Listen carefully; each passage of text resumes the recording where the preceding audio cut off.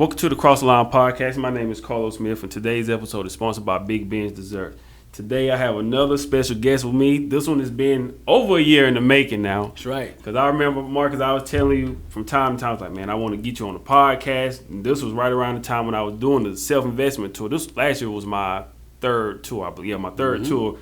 And I was like, I wanted to get you on for the tour, but things happened, and I just took off on the road. Oh, yeah. And then got an opportunity to cover the Charlotte Hornets, so then that kind of pushed stuff back. But then when I saw you at the Success in My Prey conference, again, I was like, man, I still got to get you on. Oh, yeah. So now this is like the perfect time now that I have like an office space that I'm using. You're out of school right now, and we're going to talk about that as well. Okay. But today I have Marcus Porter Sr. with me, the school counselor and the founder of Marcus Mountains. How you doing? Man, I'm doing great. Man, I appreciate you taking the time. Like, I know you always busy. Mountain TVs, I love the post. The one thing I always say though, no matter what, when I look at your post, or if I see anybody post something, they're like, who mounts TVs, or do you know anybody that can mount something or put something together for me? If you go check the comments, your name is always in the conversation. It might be other people on there from around our area, but your name is always somewhere on that list of 30, 40 comments in there. Like, your name always pops up in the conversation. So that definitely means you're doing something right. Oh, yeah. And even for me, like, where I work at, people were asking me, and if you know where I work at, then you know, but they were like, do y'all have people that'll come out and install stuff for you or mount stuff for you? I was like, we don't have anybody, but like, if you need a third party, I got somebody that can, take care of it for you. But like I said, your name is always in the conversation. So, man, thank you again, because like I said, I know you're busy. You got a lot going on, but I appreciate your time. Yes, sir. So, as far as like the mountain goes, and we're gonna dive more into it, but did you envision it being how it is right now?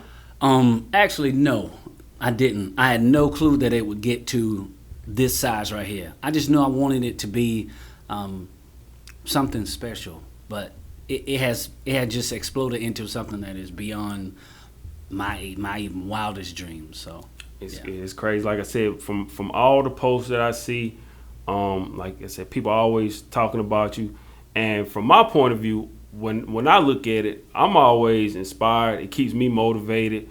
But of course, some people are like, man, he's braggadocious, he's arrogant, or too cocky for me. So for you, like, if you had to describe yourself, like, how would you describe Marcus Porter Sr.?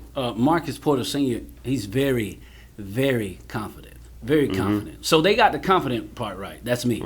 Arrogant? Nah, I wouldn't say I'm arrogant, because in my thinking, arrogant means that I'm better than you. And everybody who knows me, they know that I want you to be better than who you are. So I'm going to push you. I'm not going to say, hey, I got it, you can't get it. I'm going to say, I got it, now we can get it. That's right. Everybody knows that about me personally. But if you don't know me, if you look at it on the outside in, it may seem a little bit braggadocious. Maybe so, but guess what? I'm proud of me and everything that I've done. And I always pay homage to the people who paved the way for me. And I help the next man. I always, like I said, I appreciate it. It's different ways to look at it. But I try to take the positive out of anything, because, just focusing on the negative is always going to be a downturn. So focus on the positive of things. Yeah. But for you, kind of, let's go back a little bit, like your upbringing. Talk a little bit about your upbringing and where you're from. All right, so I'm from Kelton by way of Union. Kelton raised me. Kelton instilled every value, anything that I do. That's my hustle comes from Kelton, Mount Joy Church Road, Isontown Road. That's where my bloodline. But I also I lived in Union. The second part of my life. I would say then I just once I came back to Union from Jonesville, from Kelton. That's when I became a young man. But I didn't come from, the money. I was an at-risk youth. There were a lot of forks in the road where I could have been a drug dealer, a dope boy, and it would have been like, okay, cool. He was supposed to do that. That's who he grew up around. But I said, you know what? Once I reached that fork in the road, I took a left, and I went to where I wanted to go. I knew where my mind was, no matter where I was at. And I remember thinking in the 8th grade, I envisioned probably 80 to 90% of my life. I knew what kind of house I wanted to live in.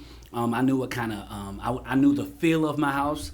I knew the type of money that I wanted to earn, and everything has come to pass. So now I live my life on my terms. I do what I want to do. When you talk about when you were in the 8th grade and you envisioned the things that you wanted your life to look like, or you could see how it was going to look, did that come from a lack of things that you may not have had when you were young, or did you were just so locked in and determined that you were going to get what you wanted in life? Like, where did it come from? It came from me knowing that there were better things in life. Okay, so I had the privilege of seeing some of my friends who had, they had the married mothers and fathers. So I was like, you know what? When I get older, that's what I want. I want to make sure that I have that stability that they have. Mm-hmm. So when I had children, even though I didn't marry their mothers, okay, mm-hmm. I still want to make sure that we had a good relationship or a great relationship so that we can raise our children to have two parents, even though they might not have been in the same home. Mm-hmm. So what was it for you? Did you know kind of not like growing up? Did you always know? You eventually said you figured out what you wanted your house to look like and everything like that. But did you know like what exactly was that you were gonna do career wise, or like what you wanted to be when you grew up? No, I had no clue. I dropped out of college my sophomore year, maybe junior year. I dropped out because I was just so hard-headed. I started to rebel my freshman, sophomore year. I think I rebelled in college. And I remember Coach Rucker down at Charleston Southern. I had a full scholarship to play football. My first 2 years, I was a knucklehead. It was totally opposite of the guy that you all know now. Because I was being just walking that straight and narrow road because I knew that I had to do right going up through high school, through mm-hmm. Elementary school, because I didn't have that I didn't have the backing to where, hey, if you mess up, I got your back. No, it was like, you mess up, you're done. So it was like, okay, I'm going to be this straight and narrow kid all the way through. So when I got to college, I was like, you know what, forget it. I just rebelled, I dropped out, and I worked. I didn't drop out and start doing something crazy, but I just dropped out and just started working mm-hmm. because that's what I wanted to do. When you talk about the college and, you kind of like rebel, I always like to talk about this, especially since you went to college, I went to college, but like, when you're at home, you have, your parents or whoever your guardians are, they wake you up, they make sure you get to school, make sure you're there on time and all that stuff. So you have somebody that's always on you. But when you go to college, it's like a total, especially before you went down to Charleston, so you're 3 hours away from home. Mm-hmm. So now you don't have anybody, your parents not there with you. You on your own. Like, that really turns you into a man, and you have all of this freedom, this free time. Of course, you got to go to practice and everything like that. But talk a little bit about, was it like that sense of freedom of like finally being on your own that kind of like made you kind of like sway you a little bit? All right, so let's back it up. Again, in the 8th grade, I was staying with my step-grandparents. That's who I was living with. Okay. And two of my other brothers. The grandparents, they loved us. That's what they did. They loved us. They fed us, and they gave us a house. Our parents weren't there. They were out doing whatever they were doing. And if you know me, you know my parents. You know, there's no need to speak on it. But I was a grown man in the 8th grade. I could cook. I know how to clean. I know how to wash. Even to this day now, they're like, "How your house so clean? Why you don't have anybody wash your clothes and tell you to pay your bills?" No, I've been doing that since the 8th grade. Besides not paying bills, but everything else, it's been on autopilot. So the getting yourself up to go to school, I was doing that since the 8th grade. I had nobody to tell me to do my homework. It was all just, hey, you got older grandparents, we just love you. Education really wasn't our thing. So, the freedom just came along. It wasn't the freedom that made me sway. It was just me getting tired of just being this perfect kid. And I was like, I'm tired of it. Mm-hmm. So what did your siblings do? Like, far as like, were they heavy influences on you? Like, what kind of stuff did they get into? Did they play sports as well, or like, what kind of mentors were they for you? Since I was the oldest, my siblings. Your siblings. So my siblings, they're younger than me. So they're young. Okay. Yeah, they're younger. So what they did exactly what I did. And my brother Jamal Porter, he followed it to the T, too much to the T. As far as children, as far as graduating college, as far as being a state champion, he did the same thing that I did to the T. So and my brother Jeremy. He also followed, but Jeremy was of course, he was the baby. So he didn't follow it as much to the T, but again, he watched everything that I did, and he still calls and we'll talk about things that he should do, questions that he may have. So I'm still their big brother. I'm still leading them in ways that I can in a positive way. You know, talking about living with your step grandparents, playing sports. Of course, you mentioned that you played at the collegiate level. For you, did it feel like, to a certain extent, that football was kind of like your way out for you?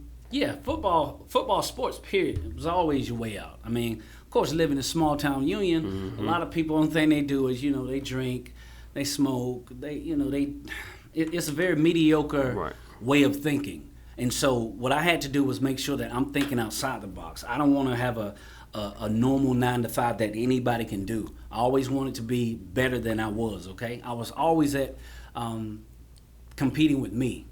That's why people say, oh, he's arrogant, da-da-da. If I am, I'm only arrogant against me because I look at me every morning, I want to get better every day. Absolutely. So at one point, and I definitely want to talk about this as we continue on, like as far as like, your football days. At what point did you feel like, okay, I'm good enough to, play at the collegiate level? Like what point was that for you where you feel like you could play at the next level?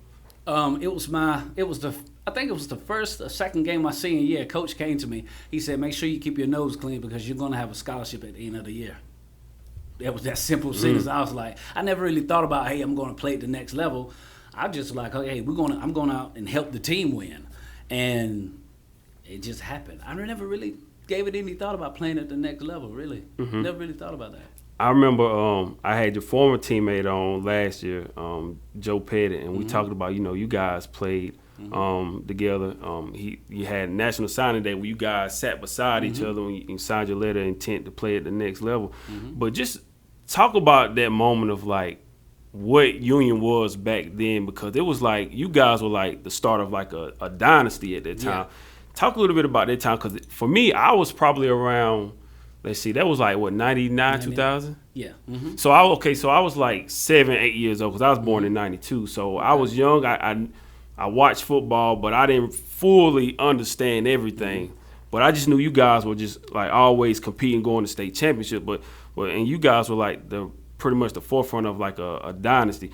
Talk a little bit about what Union was at that time as far as like in football, and what the city of Union was like. It's real simple. We were the cream of the crop. We wanted to beat, and we knew we were going to beat everybody. This is where that confidence come from. You can ask the coaches right now. We walk in on a Sunday. Some of the players walk in and we look at film. We look at them. We laughed at the teams, and we said, Coach, we're going to kill these guys. And the coach is thinking, man, are they serious? Like, yeah, they serious. Friday night before the games, or Thursday or Friday before we do our pregame, like, Coach, who wants the ball? Coach say, who wants the ball? Hey, I want the ball first. Okay, throw it to me. You want the ball? Okay, we'll hand it off to KB. We're going to beat you every night. It wasn't a matter of if we're going to win. It was like, how much are we going to win by tonight? That was it. That's our attitude. And the city was just rallied around and the you city, guys. We brought the whole city out. My grandmother, Lizzie Mae Smith, she was bundled up every night. She's 60-some years old. We had out there in the cold. We had out there in 20-degree weather, and she followed us. We had everybody in the city following us all the way to the state, because they knew that we were confident and good enough to beat everybody that lined up. And a little known fact right here, the starters, Coach Anthony didn't believe in beating people by too much. So what we did, we never saw the fourth. No starter saw the fourth quarter. We only played 3 quarters and we were out. That's why you had Mike Lamb, may rest in peace. That's why you had Rip. That's why you had Josh. Even Josh was the next awesome quarterback come through. Josh Harris? Yeah, Josh Harris. Okay, yeah. Those guys were coming in and playing because the game was over. Third quarter, I mean, we only got beat. We only got scored on 3 times in the playoffs. 3 times. That was it. Crazy. And we only played 3 quarters. In the upper state, it was 38-6 in the third quarter. We put in freshmen in the upper state. You see what I'm saying? So we only got scored on. It was 7-7-6. I mean, Just dumb. Nobody. So you guys you guys won the first state championship, and then you graduated, correct? Yep. And then after that was what was that? Josh Harris and that was Roscoe and KB. Roscoe and KB. And then So those guys were after you. Yeah, they were right after. Okay, yeah. man, because I remember like those times, man. Like my mom would drop us off at my aunt's house. They would go watch you guys state championship, and then later on, like maybe like a week or two later, like a Christmas parade, we would see like the state championship team marching down Main Street.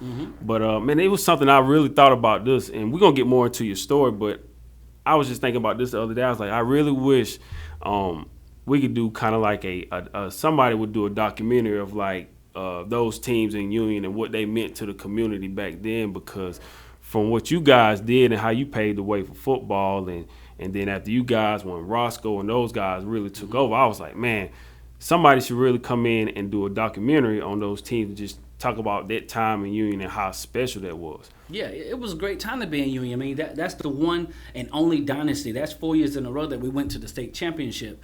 That was the only dynasty to come through. And those were a great group of children or kids or athletes. I mean, coaches will tell you, only thing that we had to do during that time was just call a play. It wasn't like, hey, we're going to design this play. We're going to make sure that so-and-so is where they're supposed to be. It was like, you know what? Call the play, coach. We're going to execute. And it happened every Friday night. Mm-hmm. And I got to ask you, since you were up close, and I don't know, how many years did you play with Roscoe? Was it just 1 year? Or? I mean, with him on the Roscoe football team? Yeah. Oh, was he there when you played? Yeah. Okay. Yeah. So, I mean, Roscoe was just, he wasn't real.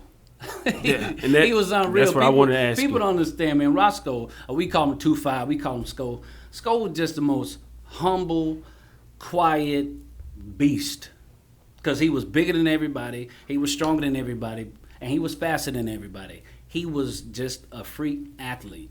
Yeah, that's what I wanted to ask you, because it's just like, even when you go in, if you go into the high school now, I remember when we were there, they had the pictures of like the state championship teams on the wall back towards the locker room, and then it was these plaques that we would have up at the top when they would just have like multiple athletes and all their accolades, and one of them had Roscoe's name on it. He had a whole entire plaque by itself, and then there was another one right beside it with more of his accolades from football, baseball, everything, and it was just like, he was probably one of the greatest players to ever, even in the state of South Carolina. He may be one of the greatest ever. Yeah, period. I mean, I sat there and watched him. I mean, we played with him, so it's not even up for discussion about if. It's like, yeah, he was. So that's pretty. And you could tell just watching him, you was like, okay, he's got something. Yeah, like, he's different. He was way different. I mean, you go in and you in 11th grade benching 300 pounds plus. Oh, that's crazy. As a receiver, who can line up and jam him? Nobody. You got DBs lifting 180, 200. I'm benching 300. I'm going to push you over and keep moving. You can't stop. Yeah, that was insane. So that's why I said I would love to, figure out a way to turn that into a documentary, because of what you guys accomplished, what y'all meant to the community. That's something you always can say you were a part of. You helped, build like that dynasty of Union. So as we move forward, though, you say you played 2 years at Charleston Southern. 2 years, yeah. And then you say you dropped out of college, but you didn't still sway and just do stuff breaking the law or anything like that. But was it hard for you to kind of like let football go? No, it wasn't. It wasn't hard for me to let football go, because again, I was rebelling. So nothing really mattered. Everything that was imperfect in my life that I had been holding in, it finally just spewed out, and I was like, I'm done. I just need to do me, because I was just, let me not do this because I have to save face for this person. Let me go and hold this person the way that I feel about them. And everything it was just too much. And I was like, you know what? I just need to relax and just fade off for a minute. So when you left, I know you started working, did you come back home to Union, or did you stay down in Charleston? No, I moved back home. I moved back home with my grandparents for like a year, and then I moved out. And ever since then, I've never been back. Okay. Was there ever a sense of like, 'cause a lot of times when you go get away from home, go to do your own thing, especially playing football or whatever, and then you come back home, sometimes people are like, man, what happened to you? Or you fell off because you didn't make it or whatever. Was there any kind of feelings like that or anything like that coming your way? Like people like, man, what happened to Marcus because he came back home? No. I wasn't that great of a player that they like, hey, who is this guy? No, I just knew my role. I was a decent athlete. So when I came back home, it was just like, hey, Marcus back home. Okay, keep on moving. Yeah. So you started working. What kind of? I always like to know what. I know, of course, we know that you're a school counselor and you have your own business now. But for me, I always like to know like what kind of jobs that you work in between time throughout your journey. So what kind of stuff did you do? As far as like work wise after school. Once I came back from Charleston Southern. Oh, the best job in the world. Everybody been there. AMI. Camp White Pines. Man, we had the most outstanding crew there. Camp White Pines out of Jonesville. I guess it's AMI White Pines now. But a lot of us were former college athletes, college graduates, and everybody who was there during that period that I was there, most of us were business owners. You got Trey Lindsay, who is he owns Tremendous Lawn Care. He has his food truck. You got Reggie Gray, who's at Burns. You got Jarvis Davis. Man, we got so many people who left there. You got Shanae Moore. She has a doctorate degree now. A lot of us who were there, we left there, and a lot of us went into the school system, or we went into more professional businesses when we left there. So we were all like, we were raised there. I just wonder, could you, with coaching, did you ever try your hand at coaching after? Oh yeah. I went to Broome.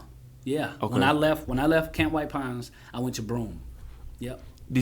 Could you ever see yourself coaching again, or is that something that you're like, I'm done with this in the past? No.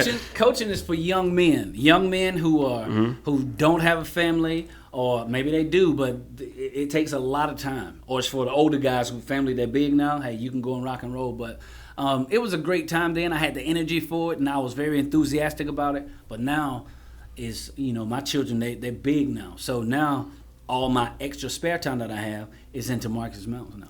You remember what part of your career and your journey you were when your children were being born? My children were born early. So my oldest, Tiana Monet, she was born when I was my sophomore year at Charleston Southern, and I stayed there.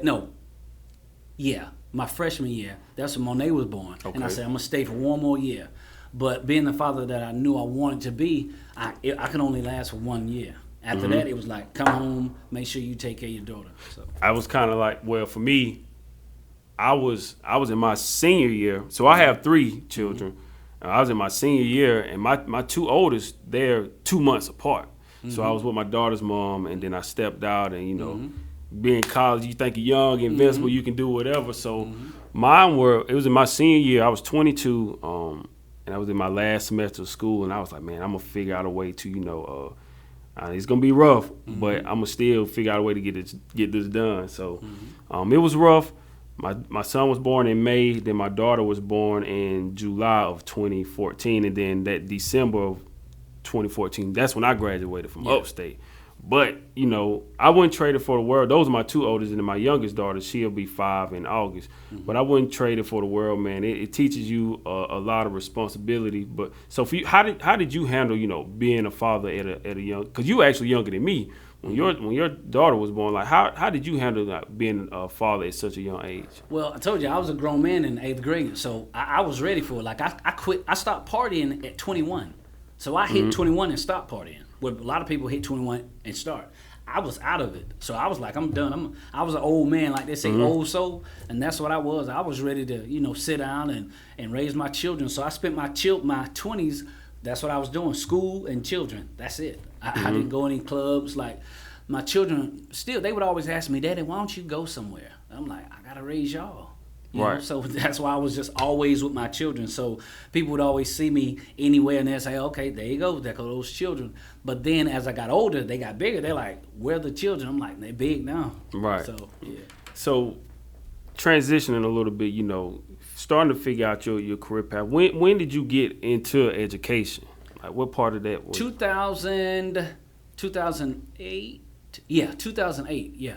2008. And what made you want to get into it? Because I always say I commend anybody that gets into the education field, because it's one thing when you're raising your own children, but then when you have to raise so many different personalities, that's a different. And in this day and age, like it's totally different from when we were in school. So what kind of like made you want to go like into the education space? Well, okay, so my grandfather, I guess it's in my lineage. Okay, so my grandfather, he was a math teacher, and then my daddy.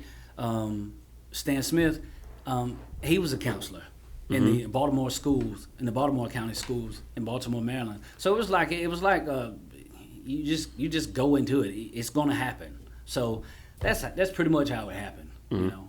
And then you ultimately, so you started as a teacher, and then moved up to like a school counselor. Because I believe I think I saw it 2-3 years ago. Like you earned your master's or something. Yeah, I have 2 master's degrees. Okay. I have 4 degrees, but 2 masters. Okay. My MED and my MS. Yeah. And what is it about you as far as like, being in the education field? Like, how important is it for you to, feel like it's like being relatable to the students in this day and age as far as like in the education space? Well, as an educator, we know first you got to love first, then you can teach. Because if you don't love that student, you can't teach them anything because their kids are hypersensitive. So they know who care for them. So what I do is I build that bond first. We're going to talk. I got to get to know you a little bit. Then I can teach you. Once I can teach you, I got you for life. And I think for me, it's like just speaking for myself, it's a relatability factor. To me, it means a lot to see somebody that looks like me in a classroom. And I can honestly tell you, I think I maybe had only a handful of black teachers in my whole entire career, even high school and elementary school all the way up through college. I remember I had Miss Glenn in the second grade, God rest her soul. And then I had another Miss Glenn like in 10th grade at Union. And I might have had another teacher somewhere. But to me, it means a lot when you have an educator that looks like you. Not saying that you can't relate to somebody else that doesn't have your same skin color, but somebody that comes from maybe a similar background that looks like you, it means a lot. So how do you feel about having that relatability to like a student? Well, as a student of psychology, we call it the similar to me effect. It's an actual real effect. If I'm black and I'm teaching a young black boy, he's going to learn it better, or he's going to learn it more efficient than a white student being taught by a black teacher, because you understand me. You know words that you can say that I'm like, how did you know that? It's because it's the relatability. If I know that you come from the hood and you made it out, you give me some hope without even saying anything. Because now I'm looking at you as that model of success. I can actually see it and touch it. You're real. Right. But if I have somebody, my white colleagues, and we talk about it all the time, they're like, Mr. Porter, what you say is what I can't say, but I like you to say it. So keep doing it. Because you could say stuff to these parents and these kids, like when we have a lot of meetings, some of them that, sometimes we have difficult parents, and I'll go ahead and lead it because I already know how we can get. So they say, Mr. Porter, handle that for me. I got you. What do you think is like one of the biggest struggles that kids in this day and age have now, like something that they kind of like struggle with as far, because now they have social media, so they see everything.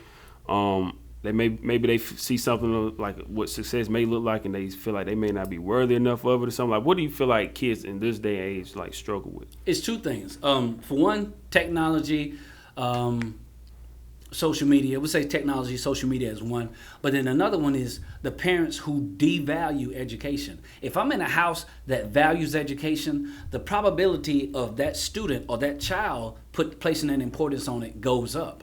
But if I'm a student or a child in a house who doesn't value education, I don't care if you do your homework. Right. You see what I'm saying? So I it's like by nature or by nurture, I'm not going to care either, because I don't see any positive model of what education can do. But my children, they saw and they see what education have done for me, so they're like, you know what? It's second nature. So when you're talking to other students, what do you fall in line as far as like, because you're on both sides. You work, you have a job that you work, and then you also you're an entrepreneur, so you have your own business. So when kids come talk to you about education or starting their own business or whatever they may be they're trying to pursue, like what kind of advice do you give them as far as like working a 9-to-5 or becoming an entrepreneur? Okay, some of my colleagues now, we were having this discussion a few weeks ago, and I told them I have a blue and a white collar.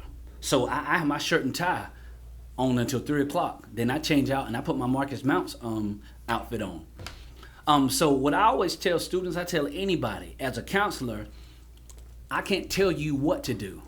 I can advise you. I can let you weigh your options. But what I always tell people, I say, hey, follow your gift. Your gift is going to make room for you. As what the good book says. So what I did was just like, hey, I struck lightning twice. I always knew I could work with my hands, but I always knew that I could teach and help people. So, hey, what can I align with that gift? All right, I can help people. I give out good advice. Counselor, got it. All right, you're good. You're savvy with your hands, and you can read directions, instructions. Oh, you can put stuff together. Marcus Mounts. That's it. How soon do you feel like we should expose kids to entrepreneurship? Day one. Day one. Day one. And here's an example. I saw, must have been yesterday, I was watching on the internet, Floyd Mayweather. His grandson was probably not even 2 years old now, 3 years old. He's sitting there boxing. Yeah. He's sitting there boxing. I saw that. A kid's brain, from a psychological standpoint, a kid's brain is malleable up until they're about 7 years old. Once they hit 7, it starts to harden. So whatever you can teach in that 7-year period, the kid brain it's a sponge. Teach me. But what a lot of times as adults, we kill our kids' dreams. Parents kill kids' dreams. Absolutely. Why are you wearing that? That don't look right, but it looks right to me. Let me wear a tutu to the grocery store. Don't tell me I look foolish. Let me do it because you're killing my imagination with telling you want me to be grown. I'm not ready to. Let me venture out. Let me explore. Don't kill my creativity because most parents kill their child's creativity by the time they hit 7. It's dead. Absolutely. Why do you feel like parents may not, of course, I feel like it's almost like a syndrome of like you want the best for your kids, but at the same time, you don't want them to go down a certain path. Like, why do you feel like parents like, kind of talk kids out of their dreams? Because it goes along with everybody else. Most people are dream killers, whether it's inadvertently or they do it purposely. If I'm not successful and I try something and I failed at it, when you ask me something about it, I'm still going to have that trauma. I'm still going to have that, I don't think you should do it either. No. You do it. It may work for you. It just didn't work for me. That's why we can't kill dreams. You tell a kid, hey, you can be whatever you want to be. Just continue on. Don't gauge it by what I did. I tell my children, hey, don't look at me and say, I'm going to do what daddy did. No, look at me and do better. That's it. Why do you feel like, as far as the education system, and you're in it, you're an educator, you're a school counselor, like, why do you feel like, because even for me, I didn't really know about entrepreneurship, growing up. I didn't I saw my uncle doing it, but even in high school and college, I didn't really know about entrepreneurship. I always knew, going to work for somebody else. Why do you think the school system doesn't necessarily endorse entrepreneurship even more? Because I think if it is endorsed even more, you will have a bunch of business people. And a lot of times what the education system is based on, it's based upon let's get some more workers. Because the United States is a corporation. The people who have the businesses, because let me just wind it back one more time. 99% of businesses in America are small businesses. 99%, okay? That means you have 500 more employees or less, or maybe 499 or less. And that's 99% of what we see. So students, what they need to be doing, if they want to be beneficial, if they want to get tax breaks, you become a business. Hire somebody. It's real simple. But the education system says, hey, I want you to work for somebody. All right, that's cool. But form your business in the meantime. But is it safe for you to say that as a, of course you give them advice, but is it kind of safe for you to talk that way? Because, for us, in high school, they'll show us, it's almost like, it's kind of like you're almost conditioned to a sense where like you see your parents just get up and go to work every day, and then when you go to school, and then they give us like these career fairs about going to different colleges and all this, and it's almost like they don't say anything about, hey, you can have your own business or anything like that. So is it kind of like a space for you to be able to say, hey, yeah, you might not want to go to college, but here's something else you can do, like you can start your own business? Are you able to kind of like advise that? Oh yeah, it's called college and career readiness. Okay, you can go to college and start your business, or you can just start your career tomorrow. So yeah, that's exactly what I do. College and career readiness. That's what we do. We prepare our kids. What we have at my school, we have career days where we have career fairs. So we have people come from different careers, and then in the spring, what we have careers on wheels, which means we'll have people from the police department. We'll have people from the electrical departments. We'll have the ambulance. They'll come down, and we'll have people who I have even my own the race car company come down, which is the Teals down in Clinton. They'll come down and they'll show the kids, hey, you can drive a race car, you can work on these power lines, you can drive this food truck, you can work on the news, but it's everything that has to do with wheels. So any career that you want to do, whether it be entrepreneurship or actual college, you can do it. That's what I promote. How would you get it across to students as far as like, you may see some students that like, okay, even just in their career, like they're doing everything they can, but school is just not for them. Like maybe they just need to go straight to work or create their own opportunities. Like how do you get that across as far as like because clearly you can't just say, you know what, school ain't for you. You don't even worry about trying to go to college. Like how can you get that across to students like in the position that you're in if it's clearly something that may not be in their future? All right, so what I do is I ask the student, what do they like to do? You have to make it relatable. If a kid says, you know what, I know I'm going to work with my father doing X, Y, Z. Okay, so what does your father do? All right, good, he does that. Then you see this math class? It's going to help you add up and subtract and be able to read that leveler. You're going to be able to read that ruler, okay? You see the science right here? So you're going to work with so-and-so. Now I make that science class relatable to that career that you're going to do because you're going to have to do something. I tell students, everybody's going to replace somebody. Nobody gets to be exempt. So figure out what you're going to do. I take this class right here. Let's make it relatable to what you're going to do. And now that they can see it in that class, now I can get through it. I want to ask you kind of transitioning a little bit as far as like from the education to to the Marcus Mounts. I remember at the back in October when we were at the Success is My Prey conference. You had a moment where you said that I think you were at home or something, and you were just praying to God, just to give you a sign or something, to kind of like give you, I guess, somewhat like a sense of freedom of like, I guess maybe was it financially or whatever it may have been, but like you were asking for God to like give you a sign. What was that sign for you? Can you talk a little bit about that moment? It's like what that sign was for you and what you were going through in that moment. It's real simple. I was broke. That's real. That's the most simplest you're going to get. It will never change in 30 years when I'm a multimillionaire from Marcus Mounts. Why did you start mounting TVs? Because I was broke. That's it. April 6, 2016, my cousin Ike Porter hit me up. He said, "Cuzzo, I need my TV mounted." I was like, okay, all right, I'll do it. Had I mounted the TV before that? Never. Looked on YouTube. All right, I'll be up there in a little bit. I mounted his TV, and I didn't mount another TV until 2018. But in 2016, I think I was, it was just something to do. 2018, I knew I needed to get it.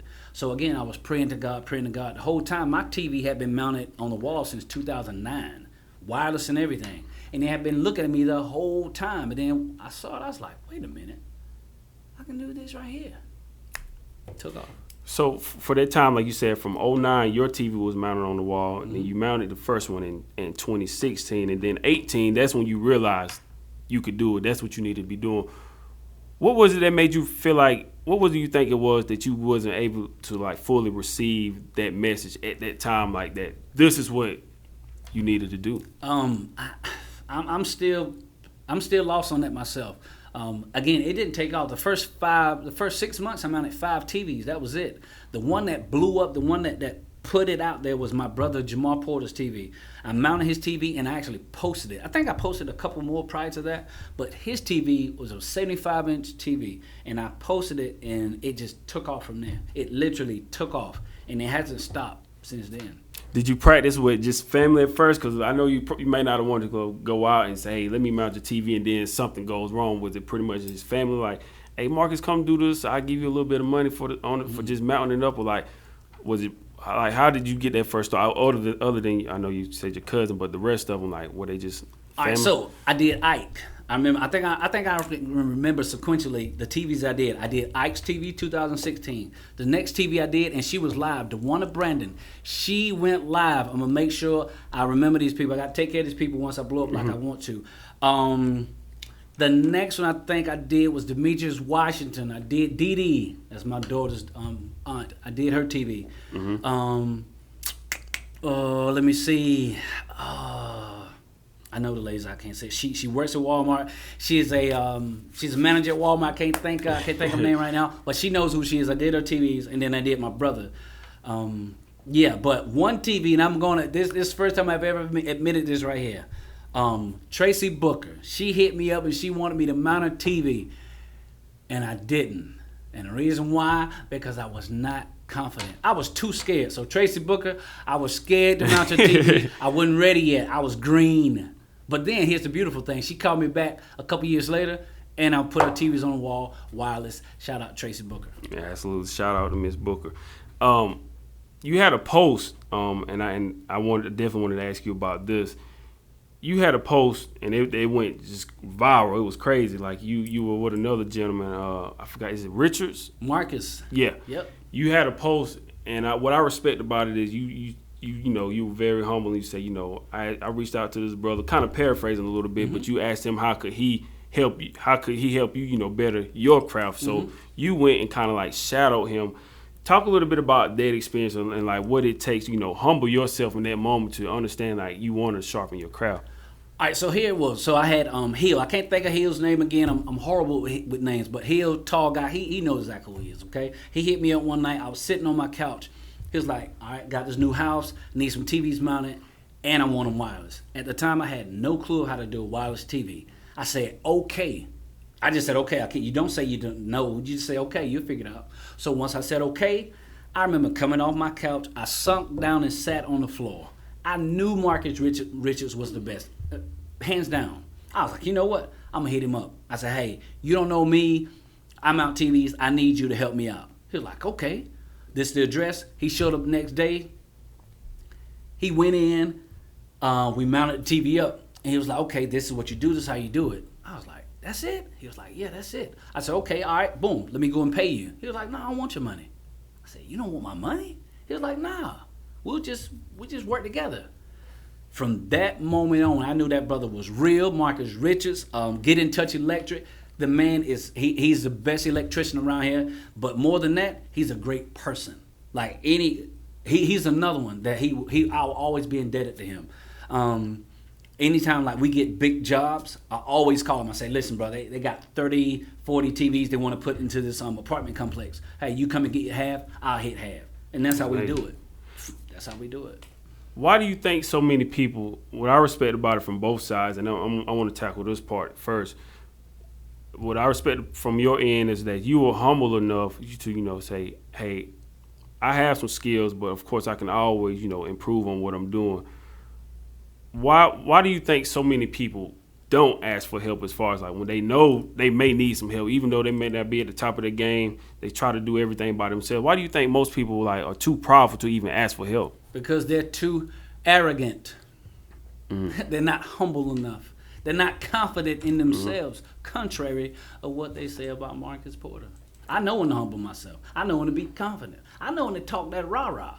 Right. But again, you have to be able to follow. In order to be a great leader, in order to sharpen your skill, you got to be able to, hey, I recognize greatness. When I see it, hey, I respect it. Hey, show me how to get to where you are. I always tell people, and if you like the age-old saying, if you're the smartest man in the room, why you in that room?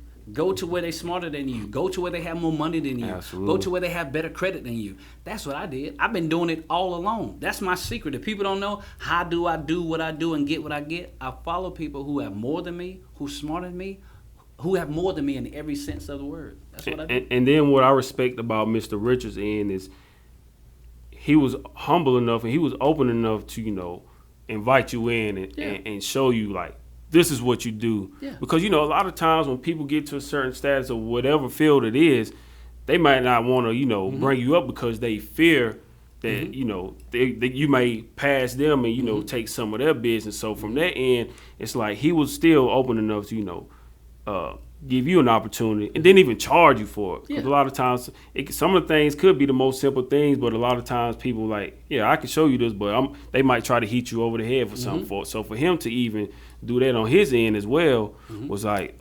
major as well. Yeah. You got this saying that you always say, even when at times I post things and you may comment up under it. Oh, yeah. The price just went up. Price just went up. Talk about that saying and like how did it all get started? Actually, I couldn't tell you how it all started. I mean, I have all kind of sayings: lead by example, LBE, and people they'll run it back and they'll say it maybe some slick, vindictive way, but it's still lead by example. But the price just went up. It means your value has just increased. It's that simple. Everybody should be moving on an upward trajectory. Nobody should be plateau. That's normal. I don't want to be normal. I don't want to be mediocre. I want to be going this way right here. In 5 years, I don't want to be doing what I did the last 5. Okay, because we have a short period. We had a short period of time on this rock. So why not make it a blast? Raise your price. You said something that made me think about when people plateau. Brian Tracy, I like listen to some of his motivational speeches or read. I have one of his books at home called Eat That Frog, but he was talking about when people plateau. Like most people, like once they get a job, they'll figure it out. Like you said, they go uphill, they get a job, they finally get comfortable where they are, and they just do just enough not to do anything else. They want to just stay where they are and nothing else. That's it. Why do you think people a lot of times we get to that point of like staying in our comfort zone and just just doing well enough, even if we know like we're not satisfied with where we are, or whatever, like we could be doing more.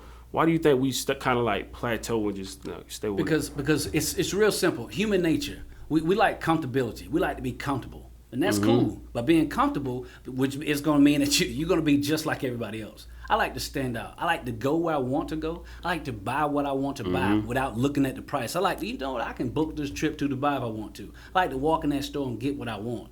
But a lot of times being comfortable is easy. Growth hurts.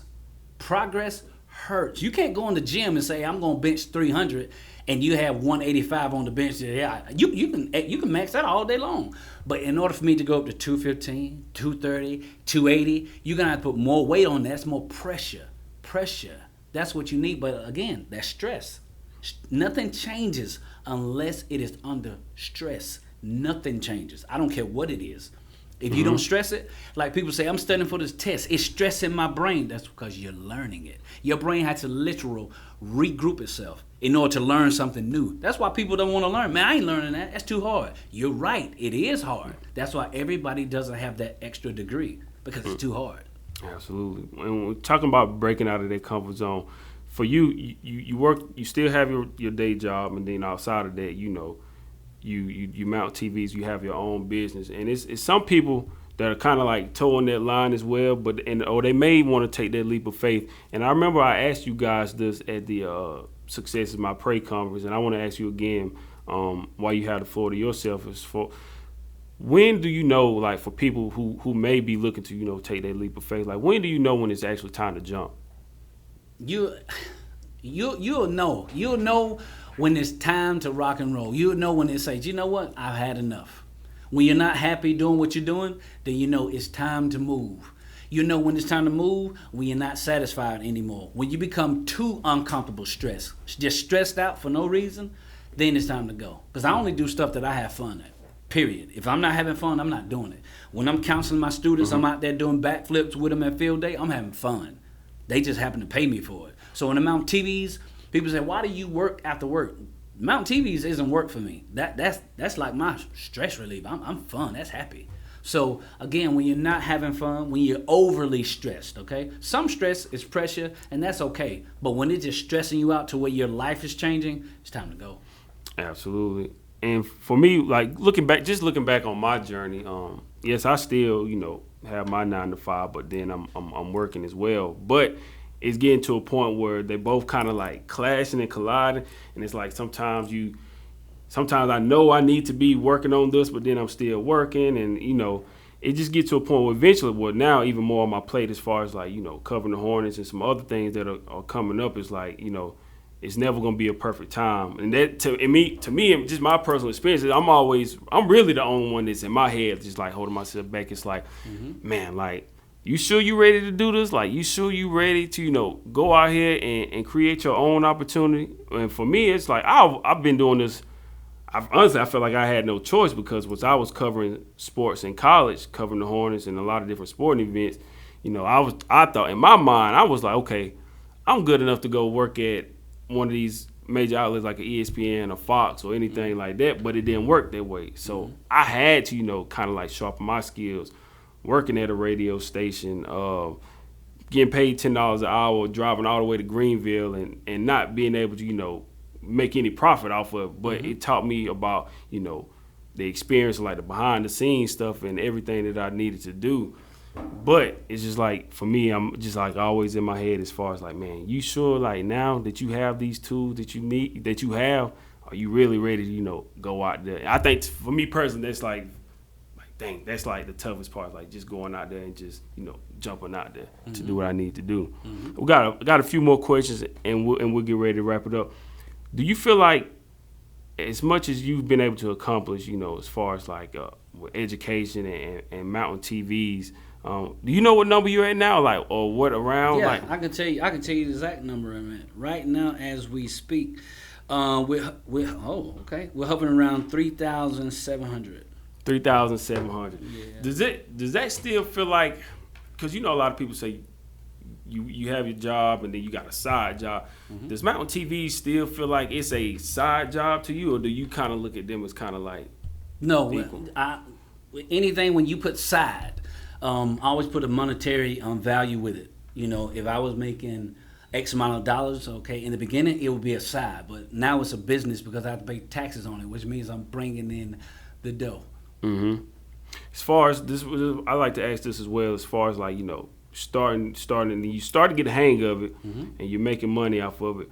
Like as far as like your prices, did you ask anybody else? Did you try to come up with your own pricing? Like how did you? Because a lot of entrepreneurs feel like they don't know what to charge for their service. Of course, you're in it to profit, but you still want to help serve the people, but you still have to make something off of it if you're gonna stay in business. Like, how did you come about with like your pricing? And you don't have to throw the number out there, but as far as like if maybe at the beginning you were just kind of like playing it low, doing a low number just till you got a rhythm and figured out how to really do it. Like, how did you come up with like your pricing? Did you look at other people, or how did they come about? Yeah, I think when I first started Mountain TV, it was like $40 per TV, but it would take me like an hour to do it. I had no clue. I didn't have anywhere to gauge it. Now, where did I get the $50 from? I don't know where it come from, but it sounded sweet, and it's not too much. It's not too cheap. But then what you do is, because a lot of times when I mount people TV, they say, "That's it? That's all? You need to raise your price." No, it's okay. If you want something extra, that's where I'll get the price become. The price increase. If you want it wireless, okay, that's an extra $70. If you want me to drive to Charlotte, North Carolina, that's extra. You want me to drive to Columbia, that's extra. But that's where you make the extra money from. I don't try to get rich off my customer. I want to get rich off my customers, all of them. So I want to make sure that I treat everybody fairly. That's what this probably surprises some people, because for me, they were like, man, you doing all this and that, you don't charge anything or anything. Like, for me, I've made some money. It's not consistent money off of doing this, but I was never into this for the money. It was, for me, it was just, creating that opportunity of, doing what I love and having that freedom that came with it. Now, everything that's coming along with it now is like, adding on professional teams. Like, when that number comes, then we'll have to talk about that down the line. But it's like, you don't want to overcharge or maybe, I guess, in a sense, charge. So yes, you want to make some money, but you don't want to like you said, hurt your customers and just hit them over the head and just tax them for no reason. But I think for you, what I look at is like, yes, you provide great service, and I think the speed of what you do is what helps spread the word, and like people know, like, hey, you need somebody, he's gonna be in and out, and it's worth every dollar. Yeah, a lot of people, now 2023, we live in the microwave society. So I was in a guy's house maybe 2 or 3 days ago. I go in, and he went down the hallway for about 5 minutes, 7 minutes, and I'm done. He's like, "You finished?" And then here's a marketing tool that I use. Rather than raise my price, I'm just gonna speed up. So if I speed, remember, I was doing it for $40 per hour. Now I do $50 for 7 minutes. So now if I can take that 50 and we can take 7 going into 60, that's almost 9. So we'll just draw it back and take your time for going room to room. Let's say you're gonna go 5. Let's go 5 at 50 is $250 per hour. I was doing it at 40. So that's what I do. So if I come to your house and I mount that TV, that first TV, you're gonna be like, you done? Well, I got another one. Thank you. There you go. So that's what I do. It's just a little Jedi mind trick I do. I normally do. Most people have more than one TV. They think it's going to take me an hour. It's going to take me 10 minutes, 10 minutes. That's perfect. And it works. Yep. Without me saying anything. That's 100% true. Because if you like, man, well, while you here, I got another one I want to go ahead and knock out. I got a friend. They do it every time. They say, hey, matter of fact, can you mount my... I sure can. He'll be right over. Primary reason, that's one of the reasons, that's why I go to like a Take 5 oil change sometimes, because of like the speed. Instead of like going to Firestone, like I would make an appointment. It just made me think about that. Like I would make an appointment, and even though it's my time to get my oil changed or whatever, man, I'm in there maybe 45 minutes to an hour. You go to Take 5. It's the same stuff. It's the same. You're getting the same thing. Same thing, and it's just that quick process. You in and out in no time. Right. And like you said, people like this speed and efficiency. They don't like to wait. Like you said, this microwave society. We want things. That's quickly. right. And they know with me, you're gonna get. You form that relationship with Marcus. Marcus Mounts is here. Here's my card. Here's a complimentary lighter. Everything is insured. You can call me anytime. And now I tell people, when I first mount your TV, you're a customer. But when I come back, now you're my family. Mm-hmm. And it works. It works. I know I can call Marcus. I know I can trust Marcus. He's not going to steal nothing. He's not going to... And I do it. I had a realtor yesterday, Damien. I mounted his TVs prior before he, I guess, blowing up in his real estate. He had a townhouse. He called me yesterday. He mounted 5 TVs. I only posted 4 of them. But it was 5 TVs in his house. He went all wireless. He was like, man, I appreciate you. I gave him a price. As a matter of fact, I went down on the price because he had a mount. He was like, no, I'm going to pay you the full price because you're so fast with it. There you go. And here's some cards going to tell your friends about me. Absolutely. And think about it, people going to always remember how you made them feel. Yeah. And I like, it's like you have this great marketing tool as well, because even like when you post stuff online, you have it on your shirt as well. Mm-hmm. When you post the TVs, you always make sure you have the Supreme box right there. So it's kind of like it's like a signature. So if you see that, then you know it's... You know who that is. You know who that is. You know exactly who it is. I can be out. You and I can be walking right downtown right now, and somebody, and that's not me sounding quote unquote arrogant, it's just me being honest. I'll say somebody come up and say, "You're the Marcus Mounts guy." I don't even have to have the shirt on. They say, "You the Marcus Mounts guy," or "Did you mount my TV?" And I'm like, "I think so. Yeah." I was in the bank yesterday, making a withdrawal. Okay, the lady said she needed some ID because it wasn't my bank. I'm like, okay, here.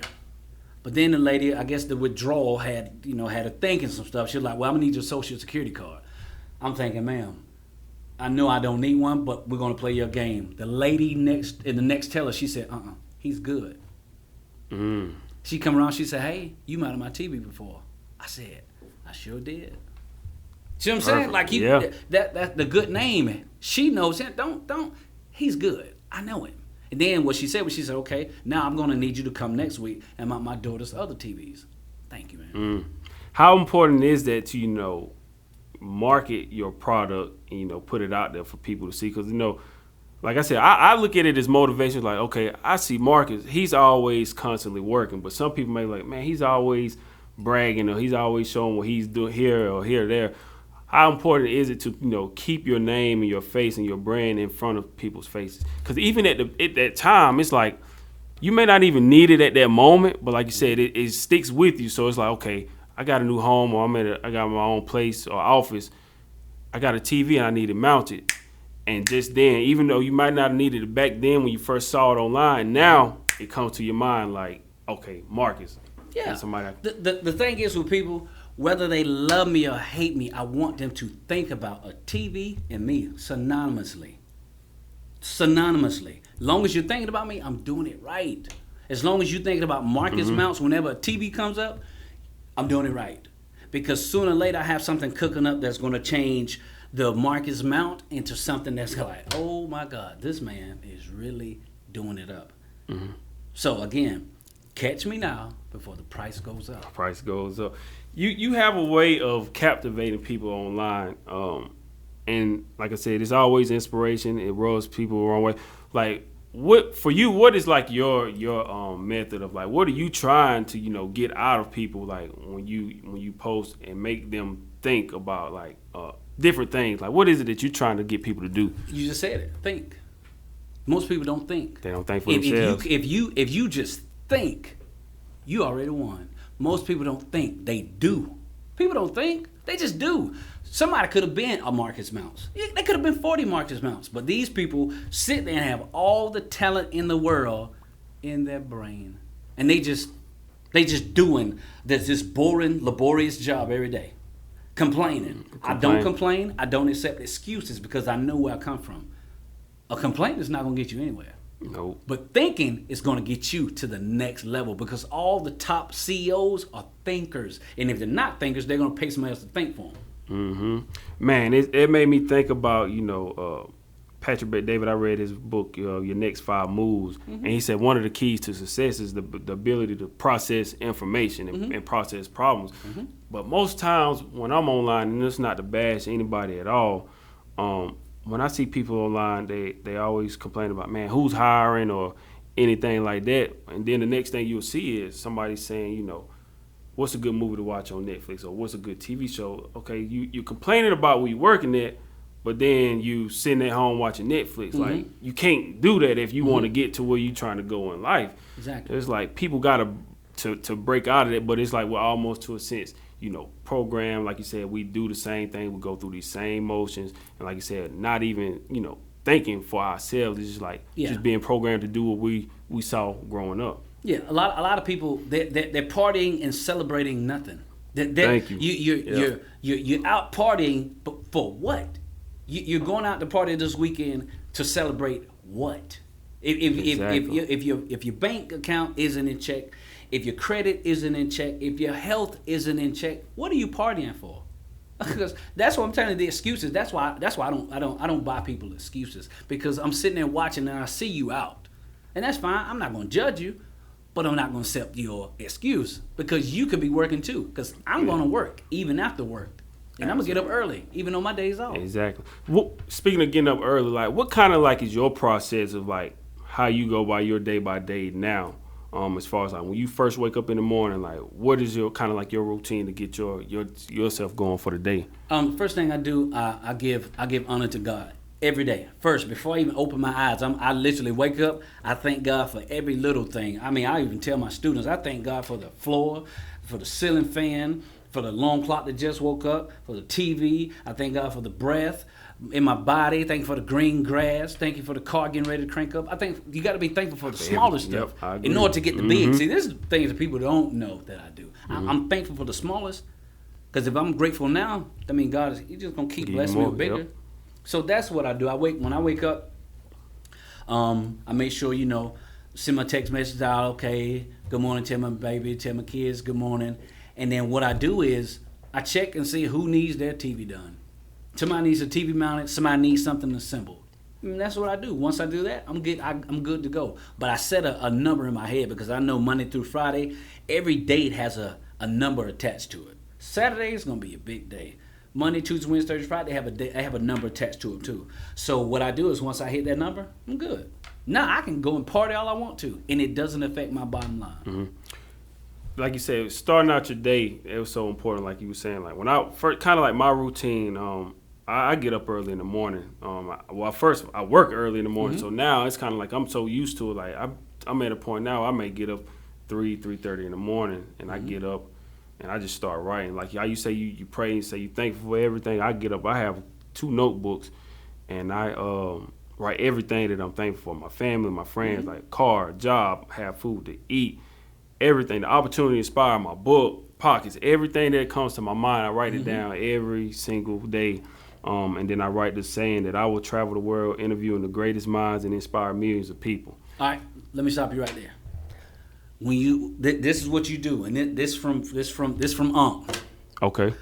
Take out the will and say, I am traveling the world. Because now you're speaking it as if in the present, it's happening right now. See, what you do is you putting it over there.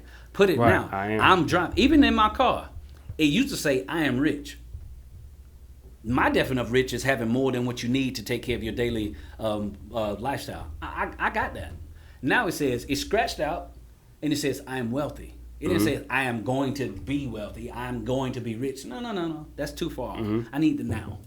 And I'm glad you said that, because I have 2 notebooks, and that's the one I'm definitely gonna change that. But in my separate notebook, I have another one where Brian Tracy said, the things that you are pursuing, write it in the present tense. So I have another one that I write in. I own Cross the Line Studios. I cover the NFL. I cover the Charlotte Hornets. I am a I am a business and media mogul. And I write all these things like in the present tense. So I'm glad you said it. So now I know when I go back to my other notebook, like you said, instead of saying I will, so I am traveling the world. Everything that comes after I am is everything.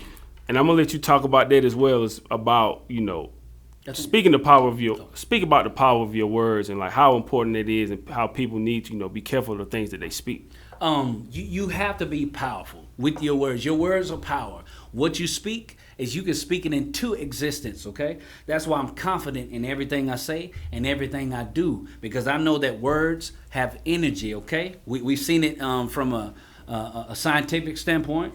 We see it from the motivation that we breathe into people in the community. So we can look into our rap music and see sometimes the detrimental effects that our words have. Yeah. Or we can see from a coach, we can see the positive effects that it has. So we have to make sure that we speak. I only speak on what I want to happen or what is going to happen.